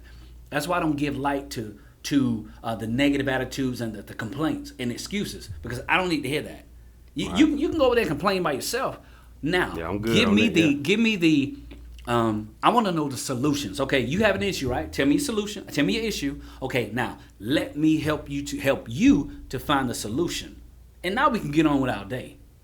I want to ask you, something else that I saw. It was about 3 years ago, and I remember seeing this when you did it, and I thought it was very creative. And but the feedback from it was, like I said, of course, good and negative. When you did, I think it was the 2023 freshman class of entrepreneurs, which I thought it was very creative to, highlight entrepreneurs and just highlight entrepreneurship overall, but, to give these people their flowers. Talk about what led you to, create that movement, and then like some of the feedback and the pushback that you might have got from it. Okay, so again, my mind, if anybody knows me, my mind goes like this right here. So I write a lot of notes down. Like I wake up at 2 o'clock in the morning with an idea, I have to write it down real quick. Because everything that people say, well, why did you post this? I'm like, well, I wrote it 2 months ago. I just happened to randomly pick it and post it. So I was riding in my truck and I was like, man, I need to get some spotlight on some people. And it was a spur of the moment thing, and again, it was a last minute thing, but it was on time. But it made, if that makes any sense. I tried to do it quickly, but I didn't give too much time to do it. So I didn't get to highlight everybody. It was just like, you know what, let's do this on August, on this date right here. And it just happened. Now, a lot of people, some people, they were like, you know what, I should have been here, or this person should have been included. Trust me, I would have wanted the whole city to do that. Right. So I couldn't get everybody. That's why I said, like previously, I said before the interview, I said, man, I need an assistant. Because my assistant would say, hey, Marcus, I know this is what you want to do, but hold your horses. Let's go ahead and write these people down, all of them. Now let's get them together in about 2 or 3 months rather than 2 or 3 weeks. So, but my thing is, even when you do that, though, it's always going to be somebody that may not be able to make it. Regardless, they're going to be like, well, even if you set a date, something happens where people have family or whatever, jobs, whatever it is, they still might not be able to make it regardless. So it's almost like you can't win for losing. You can't please everybody. So that's why I was like, I thought it was creative, to like highlight these people and give them their flowers and just highlight entrepreneurship and people trying to help make a difference in the community. But of course, like you said, it's always going to be some kind of pushback from it. Yeah, and just to piggyback on that, if we would go back to that picture and look at those entrepreneurs that were in there, again, rest in peace, Mike. Rest in peace, Mike, yep. Rest in peace, Mike. Lindsay Rock's still doing his thing. Keela Land Smith, she's doing her thing. Let me see. Dunn's Do It All still doing his thing. Trey Lindsay with tremendous pressure washing still doing his thing. Bradford with the best resumes in the world. My cousin Bradford Brown, he's still doing his thing. Marcus Richards still doing his thing. Sheena still doing the nails. Let me see who else was in there. Tasker Stewart, she's still doing her thing with Juice. Let me see who else I got. Let me see. Flat Lloyd, he's still doing his thing. He got the trucks. Man, I'm trying to think who else. Chad, let me see. Chad doing his thing. Let me see who else. Man, everybody was on there, man. Look, the people who own that thing, they're still doing it. Right. And if I missed anybody, my cousin Quan Means, he's still doing his thing. Oh yeah, Quan. Shout out to Quan as well. Do you feel like there's something maybe with an assistant that you may bring back again, highlight entrepreneurship again, or was it like, man, I have a lot on my plate already, maybe somebody else can take the baton and run with it. Oh, wait a minute, one more. My cousin Tim Smith, he's a new coach up in District 5. Yeah, I remember Tim was in there. Yeah, being a Vision Summit too with us. Yep. I remember we were there. Yep. So I didn't want to miss out my cousin. But now, what was the question again? Would that something you think you may bring back eventually, or is it like you have so much on your plate right now? Well, I think now it's pretty much being consumed now with a lot of stuff that people doing now, the business summits and the business gatherings that a lot of people are having. So it's kind of taking care of itself, but I still want to do something similar to that, to where I could just bring these people and us not having somebody come in and actually speak to us, but us just get together and bounce ideas. Like you have a group of entrepreneurs that come together, take this nice picture that projects around the whole nation. Mm-hmm. Okay, these are young entrepreneurs. Okay, they're doing their thing. Now, we're going to get together we're going to eat dinner and just talk amongst each other. Well, how are you doing this? Because it only takes one person to take your business to the next level. You may have another guy who runs this podcast. You're like, wait a minute, how do you do that? I like that. And y'all just sitting there eating. That's what I want. We definitely need more of that, people coming together, and not in pushing egos to the side. Correct. Because you have to be able to help other people. And like I said, it's not. I love our people. Don't get me wrong, but when I talk to other people outside of our community, like I have a guy that I work with. And he has this thing. He was talking to me. He's a Russian guy, really good guy. Mm-hmm. He was talking about how his wife bakes cakes. She has her own business on the side where she bakes cakes. He was like, so how do y'all do it? She said, man, my wife right now, he said they don't worry about selling to the outside people right now. He says it's something on Facebook or some kind of community have where she sells strictly to the Russian community, and they all support her. Mm-hmm. She's like, everybody just goes to her when they need a dessert or something. They go support it. They don't live above their means. Like they take care of each other. Mm-hmm. And I feel like for us in our communities as African Americans and just in that entrepreneurship space, regardless, we got to be able to do the same thing. Take care of each other. Somebody that's doing something, mm-hmm. send them that person's way if that's not your expertise, mm-hmm. and don't worry about somebody else surpassing you and getting ahead of you. Yeah, you're 100% correct about that. Again, one of the biggest places that you could have your business is on social media. There's around 2.95 billion people on Facebook, and there's about 2.9 billion people on IG, Instagram. But my biggest supporters, I already know, is the black women. 95% of my customers are black women. I love them. Powerful. Thank you, ladies. I'm always helping that's why anytime somebody wants something to be sponsored or something, I give them money for it. I don't even need any accolades for it. Just know, hey, this is from Marcus Mounts, handling your business. And that's another thing that people don't know, that I support a lot of things behind the scene. I don't need accolades. Just let me mount your TV. Absolutely. And the rest of it's going to take care of itself. They're like, why does it keep happening? Because he really does what he says. Are you at a point where, like I said, you get a lot of pushback and you get a lot of praise and a lot of credit that you deserve? Are you at a point where you feel like you're comfortable with being misunderstood? Because I say you do a lot of stuff behind the scenes people don't know about, but a lot of times people see what you post and they may feel it may rub some people a certain type of way. Are you okay with being comfortable with like being misunderstood? Yes, I do it on purpose. It's on purpose. I want you to misunderstand me. I don't want you to know me. I don't want to be intimate with you. You're fine. I want you to see that persona and be locked into him. Mm-hmm. Like some people that say, man, you're such an enigma. I don't want to keep it that way. Because now I can keep my privacy. Because what you think, that's fine. That's cool. Until we sit down and talk, you're like, man, that dude, you nothing like, I thought, that's cool. Now you know me. See, there's a small group of people that get to know Marcus Porter. Mm-hmm. But everybody else, they see that guy on they see him on the internet and driving cars and the money thing.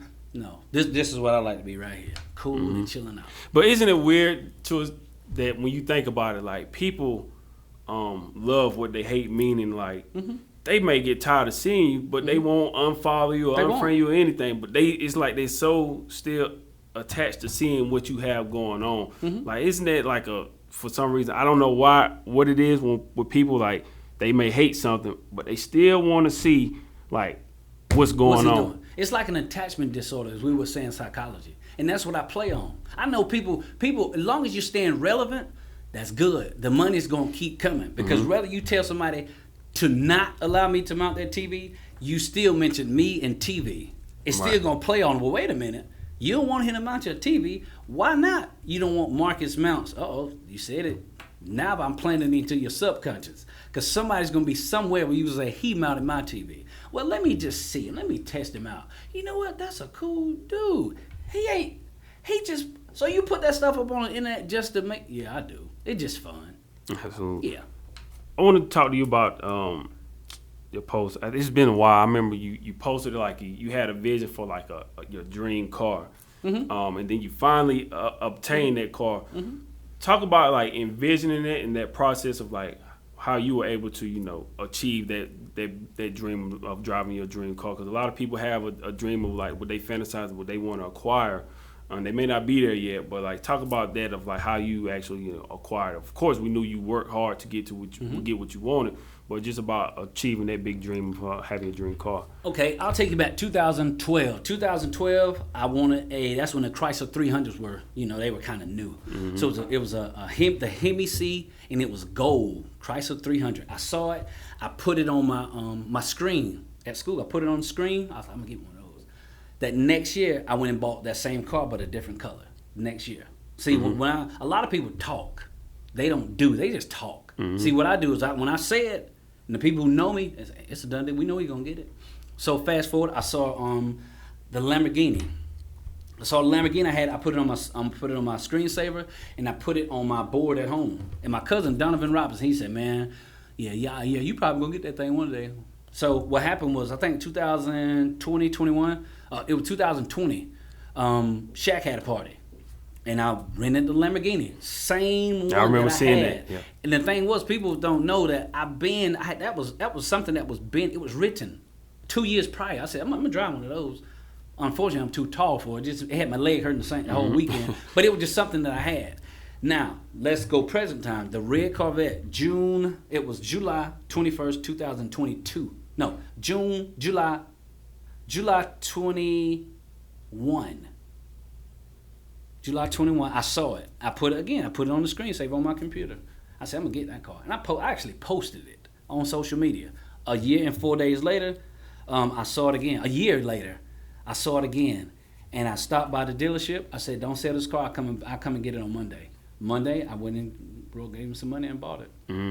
You just gotta get it. Don't talk. Just do it. Just do it. And I think one of the underestimated things about all of it as well, is just believing that you can do it. Like, for me, it's like, man, when I write things down of what I want to accomplish, it's like, and I put the work in, but it's like, do you actually believe that you can have it? And I think, man, some people, they may say things at times, but they don't necessarily believe it. But I believe on top of everything that you do, when you write it down, you pray about it, you have a vision of what you want to do, and put in the work, but you have to believe it. If you don't believe in it, you might as well just hang it up. This is what I do. Any time, and this is where my confidence comes from. Because the people who say he's arrogant, those people have low self-esteem. Because when I walk in, if I say it, I'm going to do it. If you say it, you're doubting that you're going to do it. When I say it, it's done. And the reason why, because the method to my madness is, like you say, you write it down, or I have an actual picture of it.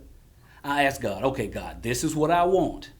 Now guide me to getting it. Thank you, God. After that, now is you going to try to compete with God? You can't do that. Exactly. You're human. So God has already guided me, and you don't even know it. Now when I get it, you say, oh, he think he's something. No, tell God that, because that's who blessed me with the ability to get it.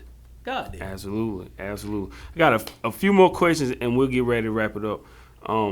I remember at the Men of Vision Bible study. The Men of Vision Summit that we had in 2021, I believe. That was the first one we had.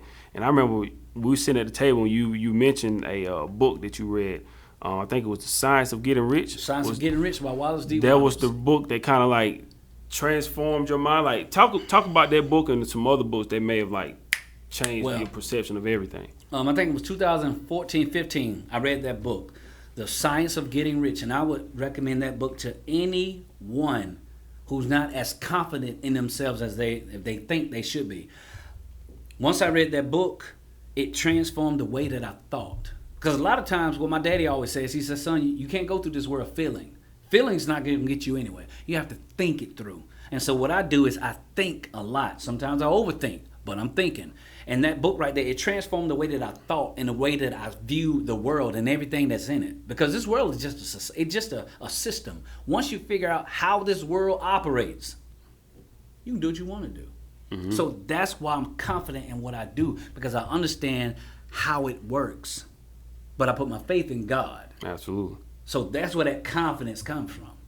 Absolutely. So was it any other book that you had, or was that just the main one? For me, like I tell people, the book that started everything for me was Rich Dad Poor Dad. Mm-hmm. I remember I totaled my car, and I had to get another car. And when I was at the dealership, the gentleman was asking, like, what do you do or whatever? And I tell him I work at. He's like, whatever you do, don't settle. He said, when you get a chance, go buy Rich Dad Poor Dad. And there was another book. I can't remember the other one. But I made sure I went and bought Rich Dad Poor Dad. And when I read it, I was probably maybe a year or two out of college already. And when I read it, I was like, man, this stuff that he's talking about in this book is like, man, did I really need to go to college? Now, education is a great thing to have. Now, don't get me wrong. Mm-hmm. But it was like the way he broke down the perspective of how we look at life and how we look at money and everything. Rich Dad Poor Dad was the first book that kind of made me like, start questioning things anyway. Yeah. And when I read that, it was kind of like when I started, things started to snowball. Not saying I still have everything figured out now, but it was like the first time, I was like, okay, we were taught a certain way in school and look at things a certain way in life. But when I read it, it's like, okay, yeah, thinking about it, looking at things in a certain way. All right, so the book, the one that piggybacked off that was the book Rise and Grind. And that book, I can't. Damon John. Damon John. That yep. book right there. That the whole book, it has all these, motivational guys in that book. But his chapter is the only chapter in there that I was able to relate to that stuck with me. And the only thing that stuck with me in that book, and I still have it just sitting right there when I'm every night just sitting on the stand. He said, "Go to bed empty. Go to bed empty." I go to bed empty every night. Well, I wake up. I already know I'm going to do this. Because my grandmother, Lizzie Smith, used to ask me even as a little boy, what have you done constructive? Meaning you need to get up and you need to do something. So every night when I go to bed, I make sure that I've been constructive that entire day. I make sure that I've assembled something, mounted something, did something with my hands, or helped another individual. And that's what I do every day. So when people say, it's Father's Day, are you going to work? Yep. It's so-and-so day, are you going to work? Yeah. Because that makes me feel good. Mm-hmm. Give me something. We got a few more questions. I know you got to get ready to go. We'll get ready to wrap this up. The myth about money. You've been able to, acquire your dream car and achieve a lot of success. I've seen numerous times where you say about, achieving six figures. It's possible for anybody. Mm-hmm. Can you dispel a myth about money, especially for, a lot of times in our community, we may look at things a certain way. We may be taught a certain way about money or about credit or anything, but just like a myth about money, can you just break down a certain type of myth about money that you could dispel for people? Yes, money is not white. It's not white. It's not brown, it's not white, it's not black, it's not anything. Money is money. Money is not bad. Money is just what it is, okay? Anybody can get money. But again, just like we said previously, you got to watch your words and what you think. If you think having money is bad, them rich people, they so-and-so, then you're not going to be those rich people. If you think these people doing this, the only reason they're getting this money is because they're doing something evil, then you're not going to get it either. Mm-hmm. You have to know that, hey, we live in the United States of America, which is a corporation, which is a business. As long as you can provide service for people of what they need or what they think they need, you'll get some money. After that, you can build your wealth. And I just came across me and the realtor, Damien, that I did his TVs yesterday. We talked about this right here. $100,000 is what 50 used to be. Everybody want, man, I'll get that $50,000 job I'm doing. Now, $100,000 is the new norm. Now again, if you can't relate to that, it's okay. Get there. You see how I switched? I ain't say arrogant. You can't. Get there. Tap into that gift, get that 100K. Everybody can do it. Money is neither good nor bad. It's what you do with it. Absolutely. What advice would you give to the young Marcus if you could look back on your journey? Like, what advice would you give to the young Marcus? Real simple. Do not become a father until you are married. I'm with that. I'm definitely with that. I tell anybody, don't do it, because I understand the statistical detriment that you put your child in if a mother is single. That's not what children need. That's not what children deserve. And generally speaking, no child flourishes in a single parent home. That's just how it is, especially when you're black. Absolutely. I agree with that 100%. You know, like I said, I became a young father at 22, just out here living and just not thinking about the responsibilities, even though I knew you know what comes with it. But it's like you just still, you know, thinking you can do whatever you want to do in life and just you're invincible. But, you know, that comes with the territory. But I definitely agree with the part about, you know, waiting till you're married. Even though things happen when you get married and then you still may separate, but I think you may have a greater chance. Yeah, the intentions were good. Absolutely. There you go. My final couple of questions as we get ready to wrap it up. So have you thought about, you know, with so much on your plate, like with your children getting older, but have you thought about, you know, bringing in other people, or do people even ask you about, hey, Marcus, can I come learn up under you, or do they even ask for advice, or do you feel like they're too, you know, prideful to, you know, ask for help? Man, no. My inbox lit up with people every day, all day. Can I shadow you? Can you come and help me do this right here? Here's the thing about Marcus Mounts. Marcus Mounts is an intimate job. So when I go into Carlos' house, Carlos is looking for Marcus because he trusts Marcus is going to go into his house and he's going to have his Rolex sitting on that stand and he's going to mount his TV. And when I leave, that Rolex is still sitting there. That's true. And that shout out to my guy. I can't think of his damn so horrible names, but he see this, he know. That's who put me on Rolex. He was like, he's a realtor out of Greenville, and he had his Rolex sitting in there, and I was like, bro, I like that. But again, he wasn't like, yeah, let me watch you. He already knew, man, that's Mark. He good. So I just can't take people all into other people's houses. The only people that I do take with me usually are my children. And my customers, they are accepting of my children. They'll say, hey, is your son coming? Is your daughter coming?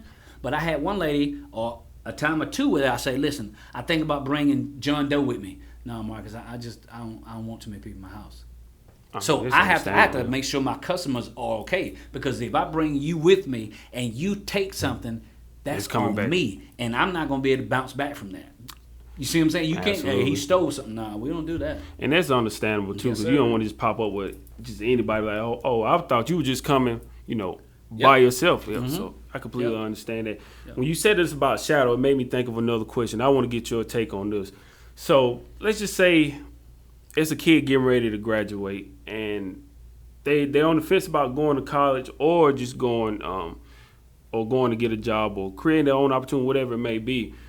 In my mind, I'm just going through my experience. In my mind, if there's a kid that's on the fence about it, part of me says, you know, instead of just jumping right into college like most kids do, if you have a field that you're interested in, go shadow that person. Try to find somebody that's in that field that you want to do. Try to shadow them and see if that's what you really want to do before you go to college. Because if you just go not knowing what you really want to do, then you're wasting time and money. And a lot of times, like just say you want to run a business, a lot of times the educators that teach these courses, they don't always necessarily have a business. For me, I look at it as if I want to go under an entrepreneur that has a business. That way I can learn up under him. Would you advise them to go to college, try to figure it out, or before you do that, just go try to find somebody in your field of what you want to do and shadow them first? Yeah, of course. You always want to take progressive steps, okay? If you know whatever it is that you want to do, find somebody's doing it. I always tell students that every time. I'll tell anybody, wherever you want to go, ride the coattail of the person who's already doing it. This is why we have so many people who are stuck, because they're not humble enough, just like I did with Marcus Richards. I say, you're better than me, teach me. Let's go. Let's talk. Now all of a sudden, I'm Marcus Richards. I can teach the next man. So that's the whole thing. So before you go and do whatever it is that you think you want to do, find somebody who's doing it. They will teach you and tell you, but a lot of people are too prideful to say, I don't know. They don't want to swallow their pride. I will. And then I'll go and eat and vacation and drive and live in whatever I want to. Exactly. You got to put that pride to the side. Even for me, man, I always say you never know. A closed mouth don't get fed. You never know until you ask. And when I was in college, that's how I got the opportunity, to cover professional sports. Because I remember seeing Coach Cox driving to the gas station, and he had all these different sports decals, the Gamecocks, Clemson, Hornets, Panthers, everything. And I was like, so you cover professional sports? And he would tell me, yeah, I'm getting ready to go to such and such. I'm about to go up to Charlotte and interview such and such. Or yeah, Michael Jordan's up there. I'm going to Clemson or Carolina to do some interviews. So I was like, okay, I'm in college. I'm interested in, internship. He just gave me his card. He said, just give me a call. Gave him a call. Started covering Broome High School football with him. And I never forget, we were headed to Newberry for a Broome and Newberry football game. And he's like, hey, in a couple weeks, I'm going to ACC Media Day, and then after that, I'm going to cover the Charlotte Hornets. This was 2014, 2015. The Hornets just switched back from being the Bobcats to the Hornets. And he said, you want to go with me? I said, yeah. So I'm just 22 years old at the time, just trying to figure things out. And we went to Media Day, and I seen all these coaches, Coach K, Roy Williams, Jim Boeheim. And then we go to the Hornet season opener, and I get a chance to, see the Kemba Walker, Al Jefferson, and those guys, and walking down the hallway one way after the game was over with, and Michael Jordan's coming the other way, and I'm just like, dang, that's Mike. Yeah, so it's like none of that happens for me if I don't open my mouth and just ask for help, because you never know what these people going to do for you and give you these opportunities. So I'm always thankful for that. And I think last time I talked to Coach, I need to reach out to him again. It's probably been about almost a year. And matter of fact, I was just asking him for help again last year about, potentially covering the Hornets. So he just gave me some information. Hey, try to reach out to this person right here. I sent an email. Next thing you know, just by me asking him again for help, he was able to help me connect the dots and, start covering the Hornets again last season. So it's like, you never know what anybody do for you unless you ask for help. That's right. And like you said, a lot of people, you got to put that pride to the side because you could potentially be blocking your blessings. Couple more questions. I know we got to wrap it up, man. I enjoyed this conversation, man. It's a lot of gems, man. How important for you has faith been on your journey? First and foremost, that's what it's been. I think without faith, I don't think I probably would have given up, or I wouldn't be sitting here. So, and that's the thing that I don't promote a whole lot of it, because then now I'm being too intimate on social media. So God and my faith is like that's my. And I always say I'm never trying to force my beliefs on anybody, but if somebody asks me, man, I'm just like, man, like I said, without my faith, without God, man, I'm not even, sitting here. None of this is even possible for me. I actually recorded a video before this interview, and I was just sitting down in the chair right here with the logo on the back, and I'm just like, look, man, just have faith and believe. I was like, man, when I started this, I remember I was sitting in my dad's backyard in the storage building. I had a laptop. It was a old HP laptop. And I would just sit there and I would just record myself, and not knowing where I was going, didn't even like the way I sounded, but I would just record myself over and over, and didn't like it, but I just kept on going, one step after another, and it went from my dad's storage building to local entrepreneurs around our area. Then it expanded into different places like Atlanta and Charlotte, then flying across the country to Oakland, California, LA, Vegas, New York, Miami, just like all of these things. It was like, man, it's no way possible that I'm just doing this by myself. If you think you're just doing it by yourself, just forget it. And that's just my personal opinion. It's not you by yourself.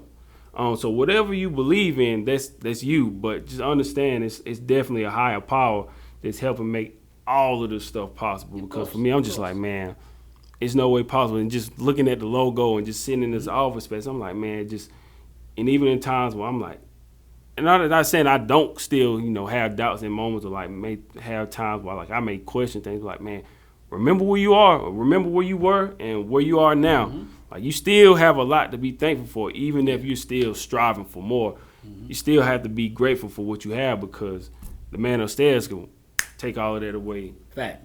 In a quick second. Fact. You're right. For you, do you still have moments? Like I said, your persona and everything that you have, you're always confident and you speak positivity and you like to encourage people.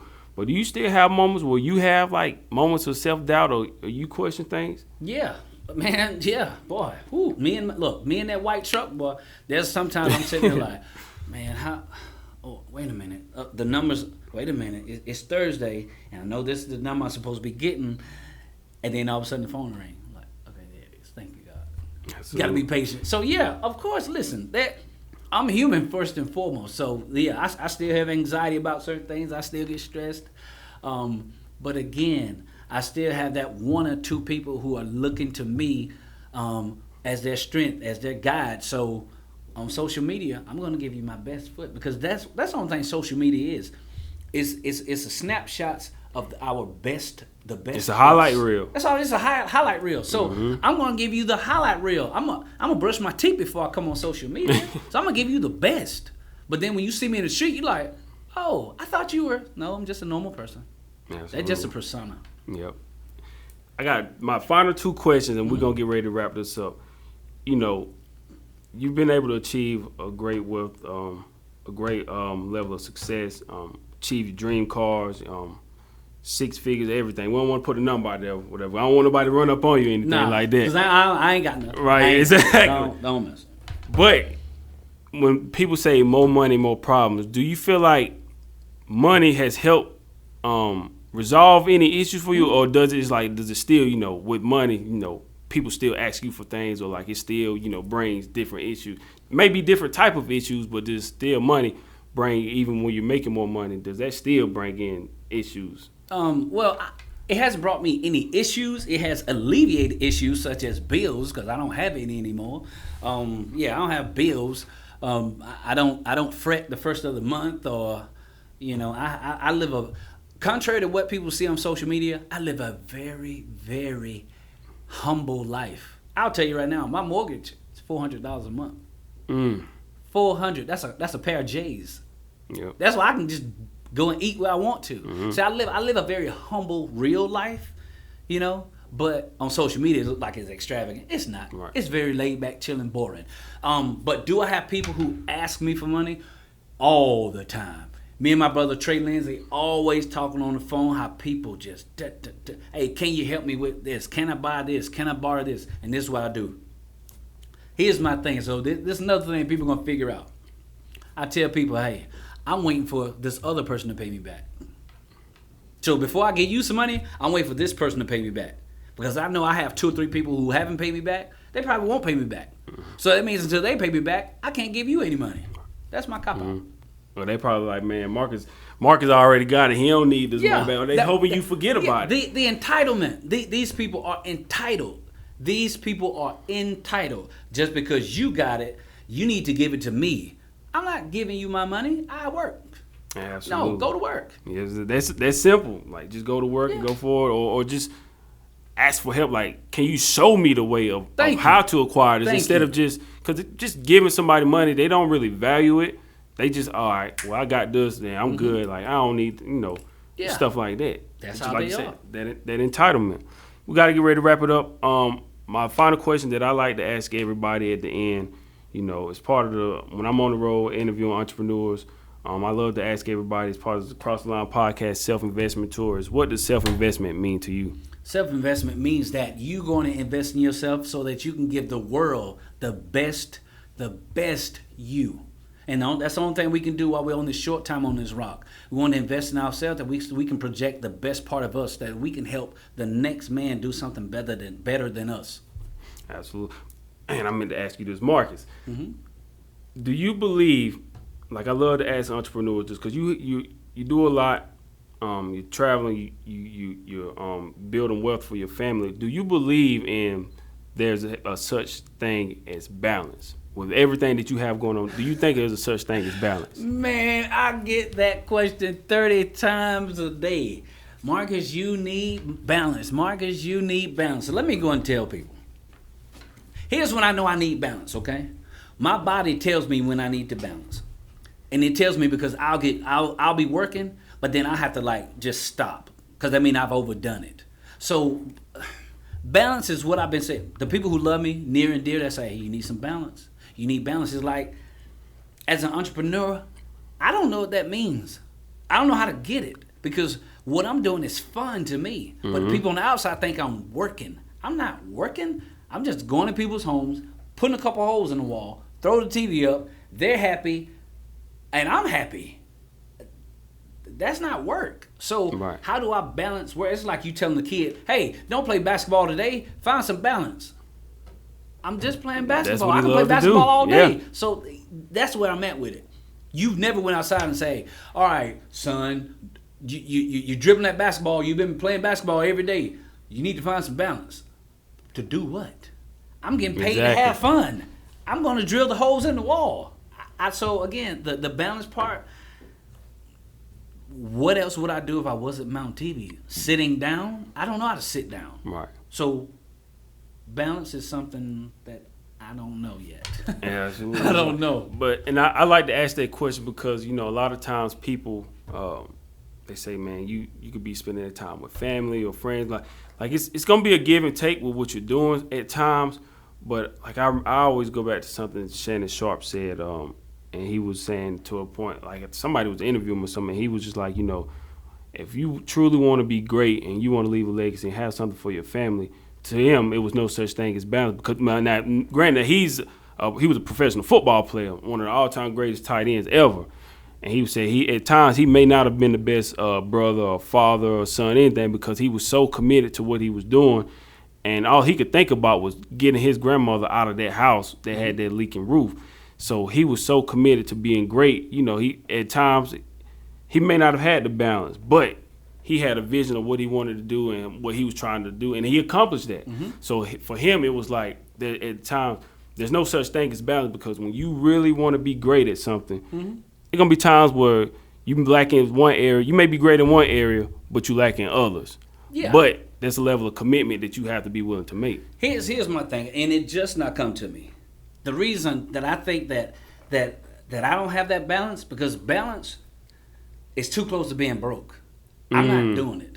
You can. My children can ask for anything, and I have worked to the point where I cannot say I don't have it. That's a great issue to have. They can't say, well, my daddy don't have it. Yeah, my daddy does have it. Now, is he gonna give it to me? That's an issue that I have. It's not an issue of I don't know how much does it cost. I alleviate that by not having that. Mm-hmm. Well, it's gonna be homework, chill with the children. No, my children big now. So balance is too close to being broke. I used to be balanced like it was just straight even Steven. But that's too close to being broke. Mm-hmm. That's too close to having anxiety about a bill. Now, no. The balance is, this is my new balance. It's me. With your kids, do you, like that entitlement, what do you teach them about, not having that sense of entitlement of like, hey, like I said, you say, I know my dad has it, mm-hmm. but am I really going to ask him for it, or is he going to give it to me? Like, where are you when it comes to, showing them the work ethic because they can clearly see it, or, just giving them something? All right, so with my children, I will say this right here. My children have a great work ethic. They've been along on mounting with me. They've been on many pictures. So all of my children, all the way down to my baby girl, they know how to actually mount a TV. They know about the studs. They know the basis of doing it.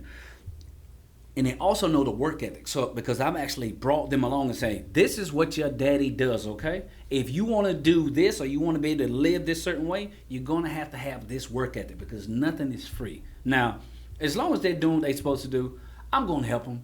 And a lot of times I may give them a little run around, a little headache, but it's only so that they can, you know what?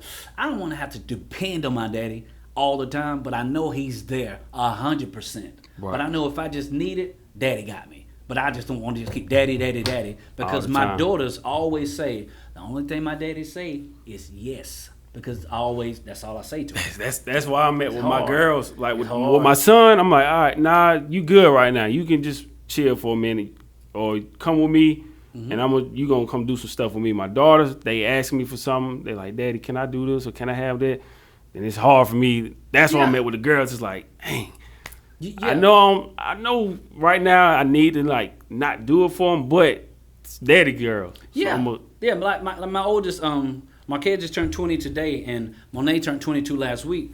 If there's something going on, if my baby girls, they call me, they can continue to call me until they're dead, because until they're somebody's wife, I'm responsible for them. So I'm gonna take care of them. I don't want them to have to go and worry about, I need to ask this man for this. No. The man in my life is my daddy, and my daddy got it.